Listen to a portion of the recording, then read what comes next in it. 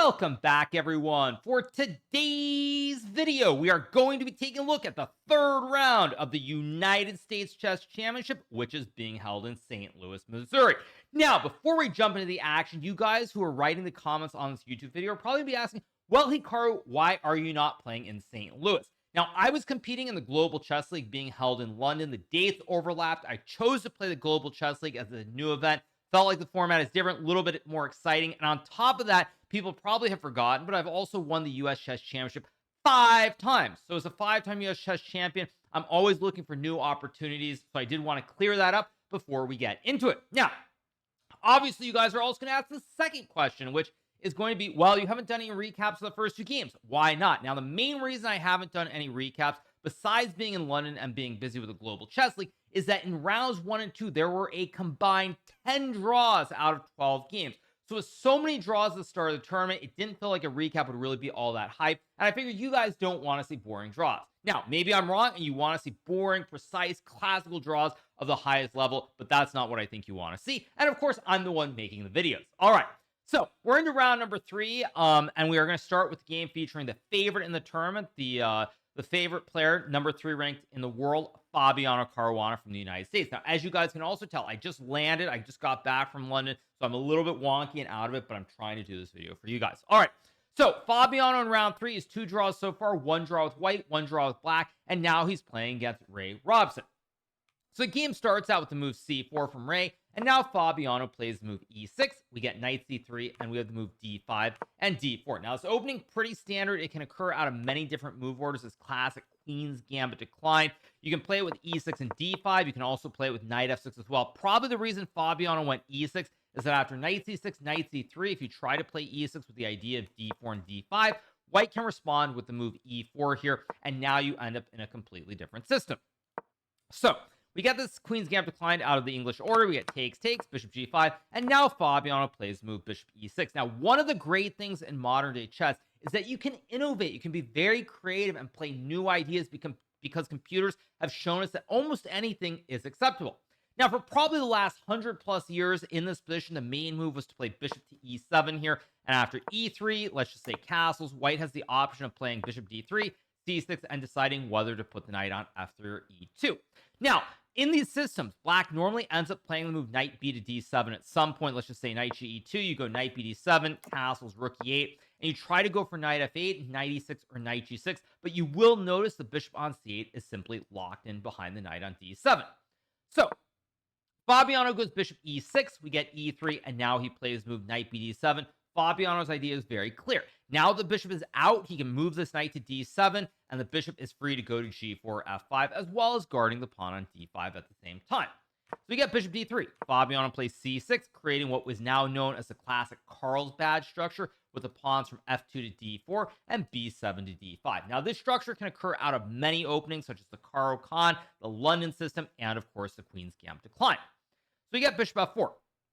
Fabiano plays g6 here. Now, bishop f4 is a move designed to stop black from putting this bishop on d6 and stopping white from putting the bishop on f4. So we get bishop f4. Fabiano goes g6. We get the move h3. And now there are shades of the classic London system here. Now, the reason that Ray Robson plays h3 is after a move like knight g2, black can go knight to h5, and you will not be able to avoid this bishop on f4 from being traded off the board. So we get h3, same as the London system, so that now when Fabiano plays knight h5, you can retreat the bishop back to h2, and you keep it alive on the long diagonal. Here we get to move bishop e7, we get knight f3, and now Fabiano castles. Now you're probably thinking, wait, Fabiano put the bishop on e7, what's going on? When you go g6, surely you got to fianchetto the bishop. However, Fabiano has a completely different idea, as we're about to see, where he's going to fianchetto his knight instead. So we get knight f3, castles, and now we get to move knight g7. And here what Fabiano wants to do is he wants to go bishop to f5 and trade off the light square b's and then activate the knight on f5. So Ray plays rook b1. Now we get to move bishop f5, and here we have the move b4. Now, one of the things that normally happens very frequently in the Queen's Gambit decline is you get the classic minority attack on the queen side, where white has less pawns. You'll see that white has 1, 2, 3, black has 1, 2, 3, 4. So because you have less pawns, that's why we call it the minority attack.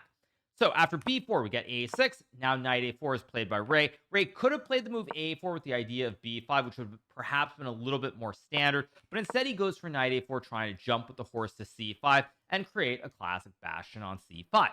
Fabiano goes b5, we get knight c5, knight b6, and here we have the move knight to e5.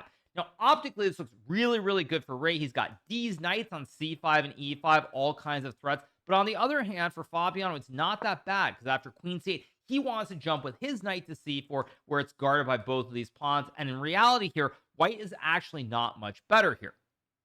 So Ray decides to go for the move e4, and this move is definitely acceptable, but this is a move that I don't actually particularly like. I think rook c1 here, and after bishop d3, knight takes d3, knight c4, and a4. White's not really better here, but white's not in danger either. The pawn structure on the center of the board is very compact here, and white should be fine. Instead, we get e4. Now Fabiano takes, we get bishop takes, takes, and here black can no longer create a bastion on c4, but there is a square on d5 for the knight to jump to instead. So Fabiano goes to f6 here, kicking the knight out of e5 first. The pawn on c6 is no longer weak. We get knight f3, and now we have the move a5. Now, this is a very instructive plan in terms of what Fabiano is going for. He's trying to open up the a file, activate the tower here. Additionally, the pawn on b4 is weak. And in the meantime, these pawns on c6 and b5 are actually very steady. If white ever plays something like rook c1, again, you always have a move like knight c4 to slam the door on the file. So here, Ray goes for the move a3, and this is the start of going in the wrong direction. Now, one of the things that's very difficult in chess is to know when you have to sense that there's some danger or tactics are looming versus simply playing positional chess. Now, the reason I bring this up is that Ray Robson is known as the puzzle rush wizard. He is the best puzzle rusher in the world, meaning that when he does tactics where you have to spot them instantly, you keep going and going over 3 or 5 minute periods, he is the world champion at that. And I think that Ray sensed that there was a tactic here. He probably would have found the most enterprising solution here, which is to go for this move a4, which is a counter sack here. You hang both the pawns on b4 and a4. If black plays knight takes a4, you trade the pawns on a5, and even though white is down a pawn here, after d5, suddenly you're threatening to push p with d6. The pawns on c6 and b5 are weak. There are also a lot of open diagonals towards the king on g8, and white is actually better in this position. Now, again, if Ray sensed the danger here, he might have found it, but this is not a situation where you know what the objective or the motif is, and as such, Ray ends up playing the position move a3. Now, this is a big mistake, because after takes, and knight d5, now black has a bastion with the knight on d5, pressuring the pawn on b4, but on top of that, you also have this isolated pawn on d4, which is blockaded, and now white is in quite a bit of trouble. So Ray goes knight c5 here. Fabiano plays move rook e8. You might be thinking, well, wait, there's knight c3. You fork the queen. The rook, you win the game, eh? Well, you don't win the game, because there's queen b3, simply checking the king, and now you have to go back to d5. But as a sign of how good this position is for black, black is still better, even having wasted a tempo in this position. So Fabiano goes rook e8, logical move. Now he's trying to play for both the open e and a files, and here we get the move queen c2. Fabiano goes rook to a3, and now we get the move rook fc1. Now, the reason Fabiano is so much better here is primarily that this pawn on b4 is extremely weak. The knight on f3 is also boxed here. There are no good squares to jump to, so the knight on f3 is bad. Black might even sack the rook, but mainly it's the weakness on b4 combined with the activity of the black rooks. And also, you look at this knight on c5. It looks very nicely placed, but it actually does nothing. You're staring at a bunch of empty squares, and so the horse doesn't really do anything in this position. So we get rook fc1, and now Fabiano finds the best move in the position, queen to f5. And after this move, it is all downhill for Ray, because now Ray will probably be unable to avoid an endgame. And in the endgames, after takes, you have both of these pawns on b4 and d4 being weak. Your rooks on c1 and b1 don't do anything, and black's pieces are just marvelous here. And at this point, as you can also tell from the eval bar, white is positionally lost. So Ray goes rook b3 here, trying to trade off the rooks here, get less material, or have less material on the board so that he can create some drawing chances. Fabiano goes rook a8. Now we get the move g4, and Fabiano takes the knight on c5. Now, at this point, Ray is in pure desperation mode, because he knows that these pawns are both very weak. These knights on f5 and d5 are perfectly placed. You have to do something. You have to create some counterplay. You have to do something immediately, because if black can consolidate the position, the two weaknesses, the two weak pawns more specifically, are going to cost you the game. So we got g4. Fabiano takes the horse. We get takes, rook takes bishop. And now you'll notice that even though the knight on f3 is hanging here, the knight on f5 is hanging at the same time. Fabiano takes on f3. We get pawn takes knight. And here we have the winning move, which is rook to c3. Now, this is a brilliant move from Fabiano, showing just how in form he is in this game, how locked in, as the cool kids would say today, because after rook c3, even though black is not up any material, white cannot keep this rook on the board. Rook guards the pawn guards the pawn, and the knight. So because of that, you're going to have to go into the endgame with the knight versus the b. And when we look at this endgame, black has 1, 2, 3, 4, 5. 4 of his 5 pawns here are on the opposite color of the bishop, so the bishop can't touch anything. And with this great bash on d5, it is positionally over. So Ray decides to take the pawn. We get pawn takes pawn, and now we have the move bishop to d6. And here Fabiano plays the move rook to c4. Now, Fabiano could have also gone king f7. It's really fielder's choice here what he wants to do, but he decides to play rook c4. Now we get the move king g2, and Fabiano plays king f7, and here we get the move king f3. Fabiano goes king e6, and now we get the move bishop f8, and here king d7 is played. Now, it's worth pointing out here that I think even rook takes rook, bishop takes, and knight c3 is probably still winning, but there's no need to actually trade off the rooks because the rook on c5 is stuck, and as such, patience can be the key. So we get king d7 here. Now Fabiano threatens to capture either of the pawns here. Before, if you were to take, white would simply take the pawn on c6. So you go king d7, guarding the pawn. Ray plays king e4, and now Fabiano is able to capture this pawn on b4, which he is now going to win the game. Now, in this position, if white were to play a move like, let's just say h4, here you could not go rook takes pawn, because now white would sack the rook with rook takes knight, checking the king, and after takes, white simply has an extra bishop, and he wins the game. But after king to e4, rook takes b4. Now if you sack the rook with rook takes knight, when I take the rook, it's spaghetti-o time. You cannot take the rook as your king is in check. So Ray goes rook c1. Now I think the reason Ray went for this, by the way, is he figured that if he doesn't create some counterplay or keep pieces on the board in the long term, he's going to lose this bishop versus knight endgame. So he thought, you know what, I'll sack the pawn on b4, go rook c1, and maybe I can go rook g1, maybe rook a1, rook a7. Desperation, try and do something. Fabiano plays rook b3 here, avoiding hanging the rook on b4, and now attacking the pawn on h3. Ray goes rook g1, and here Fabiano plays the move king e6, setting up a really devious mating net here. Now, a mating net is a situation where the king gets stuck, and you're just going to checkmate it. And if white does not take the pawn like in the game, white is checkmated no matter what you do. If you go rook g3, f5 is checkmate, the knight covers the square, the rook covers all the squares on the third rank, and the king can't go anywhere. So when Ray plays rook takes pawn, now f5 is not possible, because then you would hang your king on e6. But after king to f7 here is played, Ray Robson resigns this game because he will lose either the rook or the bishop here. Fabiano still has his bastion on d5, and he will be up a piece, and there's no reason to play on against a player of his caliber.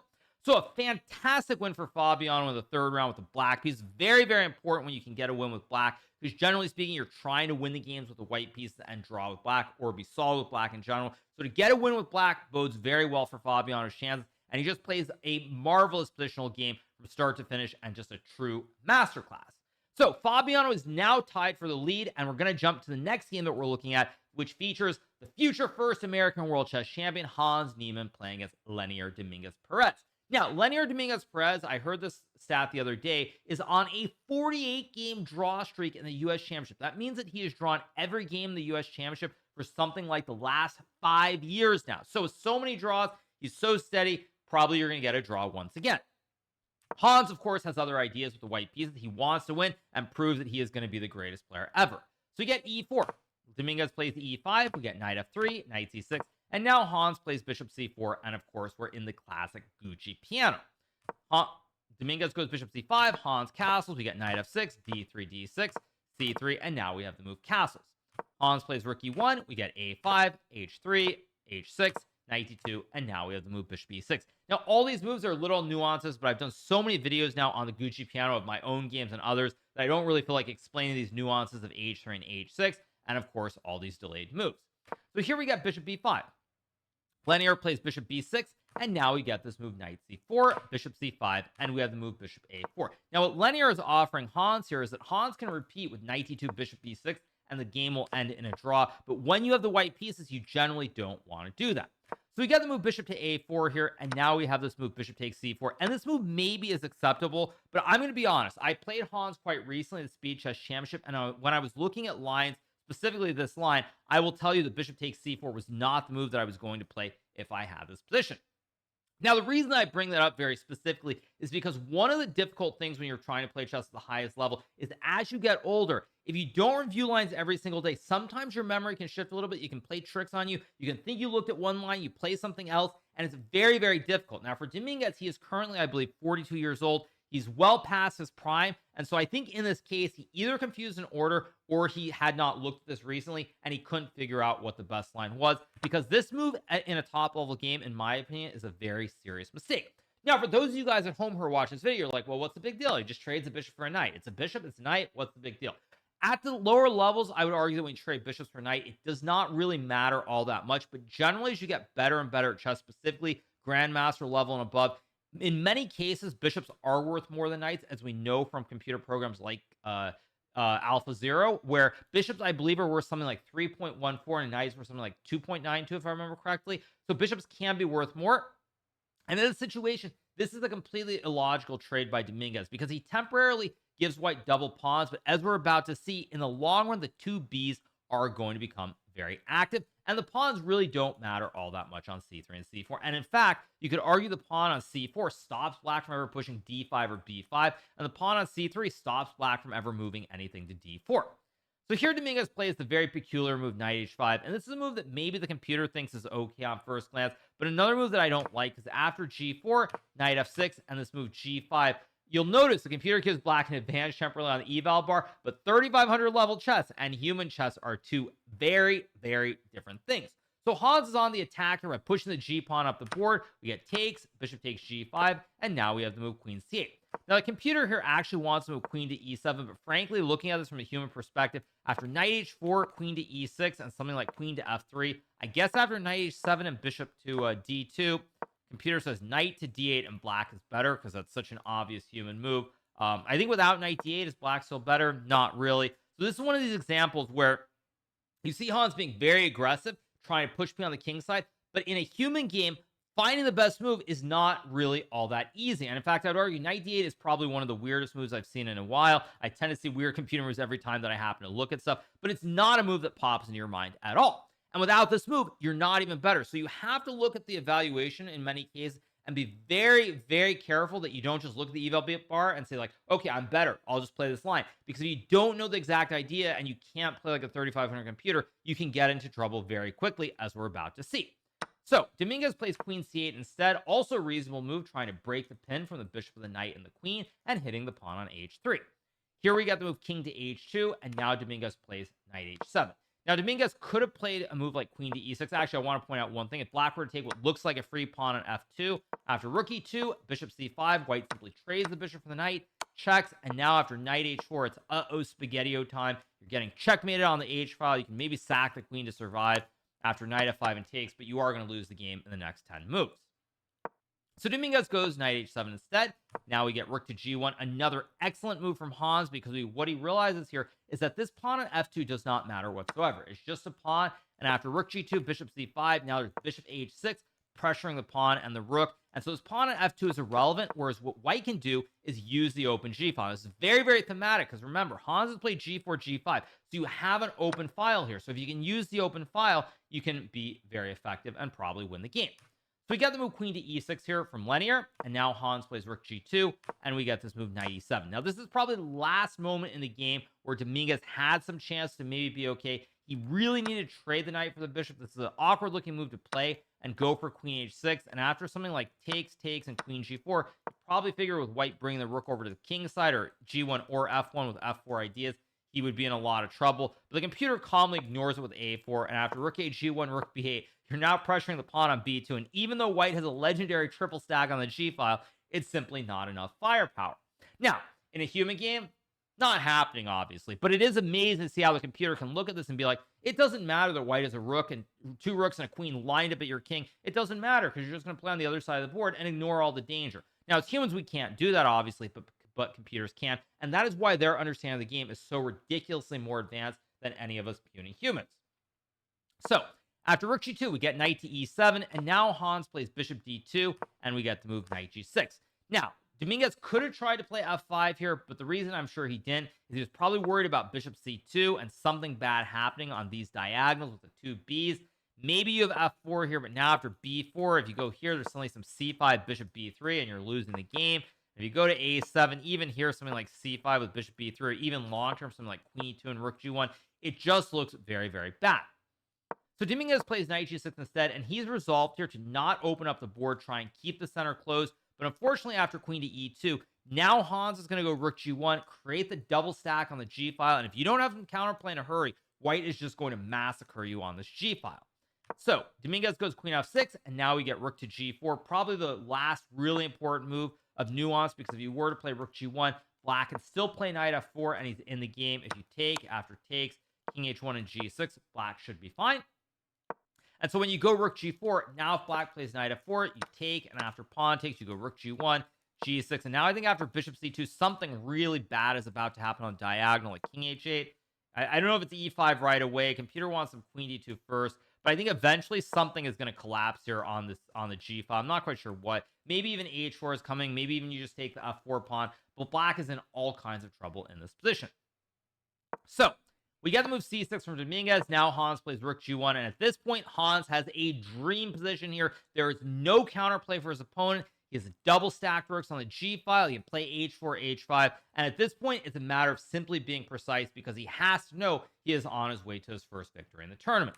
We get king to h8. Now we have bishop c2 being played, and Dominguez goes bishop b6. Hans plays rook g2. Again, maybe not the absolute best move, but there is no need to be hasty here, because black just has no ideas. If you ever go d5, you'll notice that after takes, now the diagonal opens and you're getting killed, so you can't play for d5. Even if you were somehow able to get the queen on e7, you can't play for f5 because you hang the knight on g6. So with no breaks on f5 or d5 here for Hans, he's simply trying to set up his piece on the optimal squares before going in for the kill with h4 and h5. You get bishop d8 here. And now Hans plays the move c5. Now, this move is not necessarily the best move, but it is a flashy move, and it shows quite a bit of style here. h4 would have been good too, but the reason Hans plays c5 is that now if black were to play d5, you have the same issue with takes, and the knight is hanging on g6 again. And if you take on c5 like in the game, it doesn't matter that black has this extra pawn, because now there is an open diagonal from b3 to g8, and that extra diagonal means your position is going to collapse instantly. So what do I mean by that? What I mean is that after h4, if you play the move rook g8, which is a logical move, so that on h5 you can move the knight away and guard the pawn on g7, after rook g8, now white can play the move bishop to b3, and there's a bunch of pressure on this diagonal now that it's opened up, and the extra pawn on c5 simply is a big pawn doing absolutely nothing whatsoever. So after h4, Dominguez plays c4 here, trying to sack a pawn, maybe get some kind of counterplay, but Hans plays h5. We get knight e7, and now Hans correctly sacks the rook for the pawn on g7 here, because he fully understands that if Dominguez trades the queen for the two towers here, after knight takes e5, bishop c7, I think even just f4, maybe bishop f4, it doesn't really matter which one. The king is very open here. There are weak pawns all over the place. You have queen g4 and h6 with mate ideas, and black's position is just not defendable at all. So Dominguez goes rook g8 instead, desperately trying to trade off some rooks here and blunt the force of the attack. Hans plays rook g3 back. This maybe, I don't know if it's the absolute best move, but doesn't really matter because all the moves are good here. We got b5, and now we have the move knight g5. Now Hans here is simply going for the kill. He's trying to get rid of the knight, which is defending the king on h8. He's got the double stack. Queen is coming over. And at this point, there's really no defense for black. So Dominguez trades the knights. We got bishop takes knight, queen e6, and here we have the move queen to f3. Another nasty move with the idea of playing bishop f6, checking the king on h8.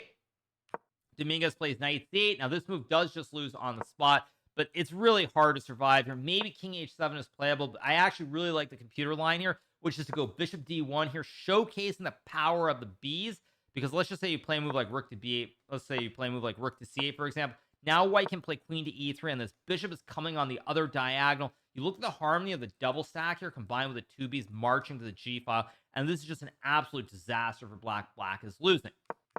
So Dominguez cracks her when he plays knight c8, but again, I don't think he would have been able to survive this with a bishop d1, queen e3, bishop g4 ideas, and he plays knight c8. Now this, of course, allows bishop to f6, checking the king, creating the fossil, where now you lose the rook on g8, you're down a rook for a bishop, and the rest is very basic. We get takes, rook g8, king h7, and now after rook e8, sacking the rook, Linear Dominguez resigns this game, because if he takes the rook, after queen f5 check, king can go to either square, h8 will lead to a forced checkmate, and if you go to h6 here, I take, and after takes, queen g5 is also checkmate. And if you don't take the rook, you go knight e7. Then you sack the other rook, and now white just has 2 rooks for a knight, and you resign the game. And if you go bishop e7, probably just queen g3, threatening mate on g7 or g8 is good enough. So, a huge win for Hans Niemann. He is now, I think, tied for first. There were a couple games still going, so I'm not sure of the exact results. But it looks like both Fabian and Hans jump up to join the leaders, Sam Sevian and Wesley So, to be in a shared tie for first place. The tournament's starting to heat up. There's only round 3 of, I believe, 11 rounds, if I'm not mistaken. So there are many more rounds to go, but it's great to see some decisive games. What I would say about this game specifically, as a general side note, is Hans played very well, but it also highlights one of the issues that I currently have with top-level chess, which is one of the big issues is that players are not as active as they once were. And when players are not as active, they're able to maintain their ratings in a way they wouldn't be able to. They played a lot. So I think for Dominguez, he's a little bit overrated. And I think Hans actually shows one of the big weaknesses in his game, which is when he's under attack, when he's under the attack and he's not able to have obvious concrete plans, he just gets blown away. So a very, very impressive win for Hans. A dream game for him, certainly, where his opponent had no counterplay and he could pretty much coast from start to finish. For Fabiano, a positional masterpiece. So 2 of the players who have the best chance to win are tied and doing quite well here at the start of the U.S. Championship. So, on that note, this recap might have been a little bit janky for you guys. Obviously, I just got back from London, and I started to this recap as quickly as I could. So I apologize if the quality is maybe not as great as you would like it to be. But at any rate, I hope you guys did enjoy this recap from the 3rd round of the U.S. Championship. If you are not already subscribed to the channel, make sure that you smash that subscribe button below. And we'll be back with a recap after the 4th round tomorrow of the United States Chess Championship. See you guys soon, and have a great rest of your evening. Bye!